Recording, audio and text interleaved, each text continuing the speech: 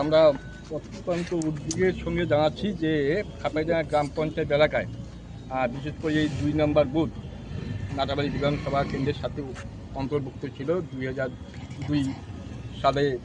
সেটা যখন ভোটার তালিকা ওখানে ছিল তখন ছিল প্রায় ৭৭০ জনের মতো নাম। কিন্তু আমরা ইতিমধ্যে লক্ষ্য করলাম এসআইআর করার তার মুহূর্তে আমরা যে লিস্ট পেলাম তাতে দেখলাম ১৪০ জনের নাম। এবং এটা বরাবর এই বুথটা তৃণমূল কংগ্রেস যেহেতু খুব ভালো পরিষেবা এলাকায় দেয় এবং তার জন্য ওখানকার মানুষ তৃণমূল কংগ্রেসের প্রার্থীদের বিভিন্ন সবাই বিভিন্ন লোকসভা বলেন বিধানসভায় বলেন প্রায় ২৫০-২৭০ এরকম ভোটে লিড প্রতিবারে পায়। সেহেতু এই সময় এখন আমরা দেখছি যে ১৪০ জনের নাম, বাকিদের নাম উধাও।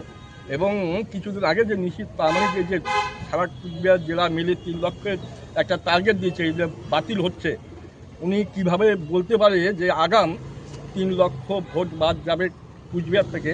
তার মানে এটা একটা মানে উৎকৃষ্ট একটা উদাহরণ যে এখানে এই পদ্ধতির মধ্য দিয়ে বাদ দেওয়ার একটা প্রক্রিয়া শুরু করেছে বিজেপি নির্বাচন কমিশনের মাধ্যমে।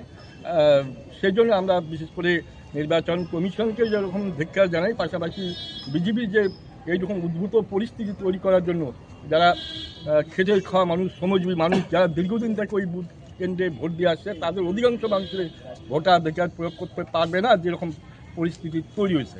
তাই আমরা এটা চাই খুব তাড়াতাড়ি দ্রুত যাতে এটা সমস্যা নিরসন হয়। তার জন্য আমাদের দাবি এডিএম সাহেবের কাছে রেখে আসলাম, ডিএমকে যেতে পেলাম না।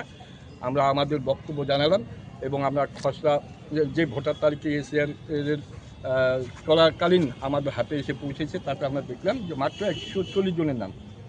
অতএব এটা যাতে তাড়াতাড়ি উনি যাতে একটা ভালো পদক্ষেপ গ্রহণ করে এডিএম সাহেব, ডিএম মারফত যাতে সিও সাহেবকে বলে ঠলে এদের নাম যাতে